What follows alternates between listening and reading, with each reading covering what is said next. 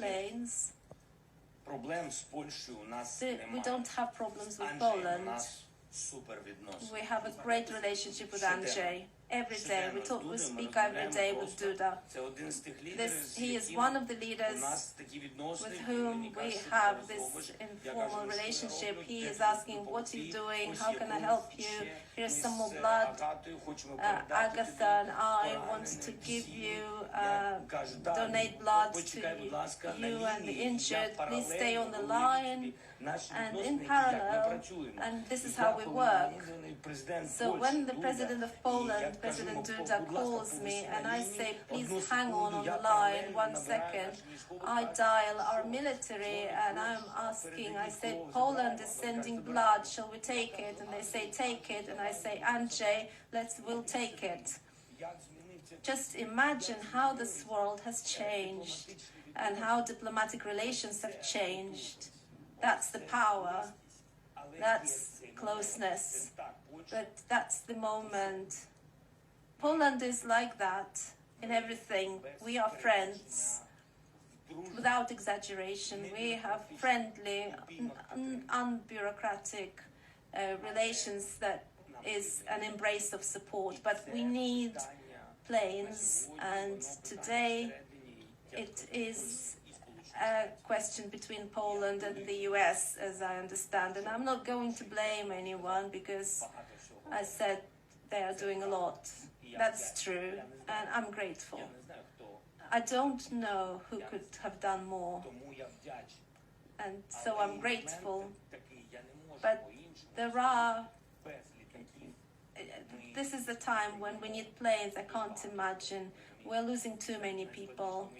That's the most difficult part, so I would like to get this resolved.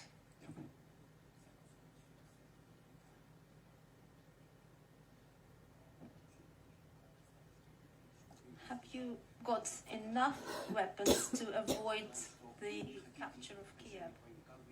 And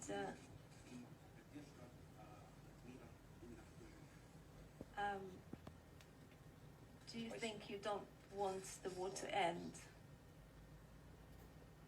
Thank you. Lavrov said you don't want the world to end.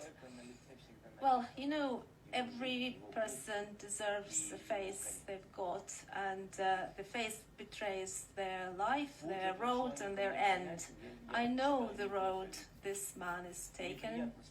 I can read faces, and I'm pleased to see your face, but it's not interesting to see his face. I saw his for the first time in this long line. We were meeting President Trump, and there was this scandal about phone calls and so on. And Lavrov came up to me in the line, and he said, Mr. President, I am the foreign minister. And I said, yes, I know you, I watch TV. And he said, what do you want from Russia? And I said, look, I just want the truth.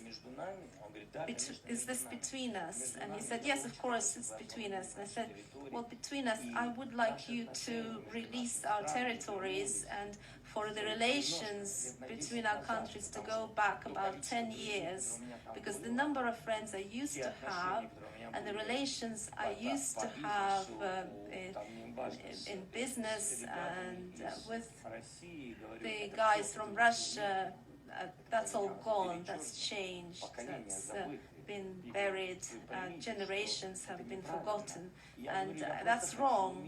I just want peace, but that's between us. In terms of peace, that's for everyone, but between us, you really do need to try. Stop shouting and calm down your rhetoric so that we can achieve something. And he told me, I agree with you, and he picked up a phone, he turned around and phoned some Russian TV and radio and said, I have just spoken to President Zelensky and he is ready to meet all our demands.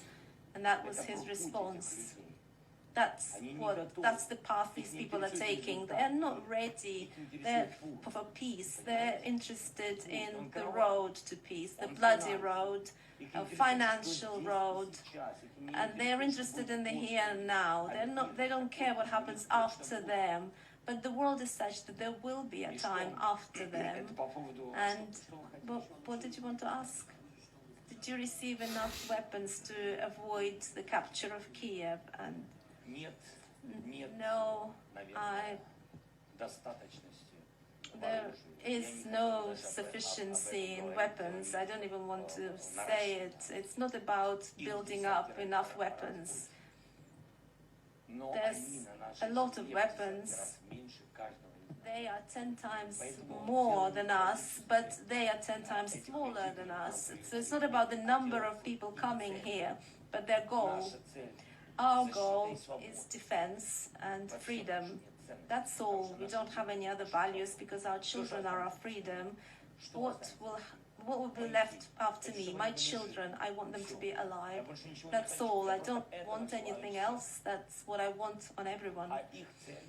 Their goal is to get the nation down on its knees, multi-ethnic nation, where the people, regardless of their roots or their language, where people feel equal.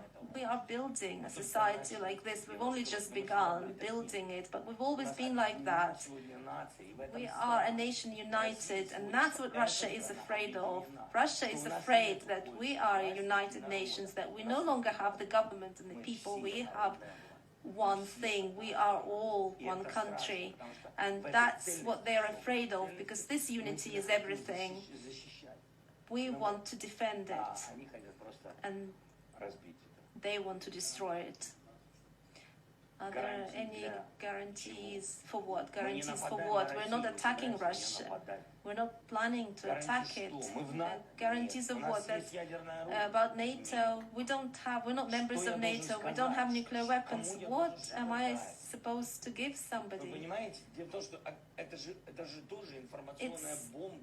It's another information bomb. What shall I give? What do you want from us?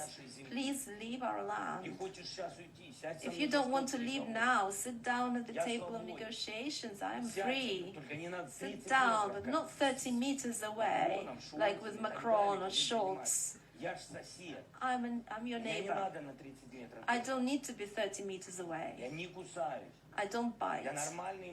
I'm a normal guy. Sit down with me and talk. What are you afraid of? We are not threatening anyone. We're not terrorists. We don't rob banks. We don't capture other people's land.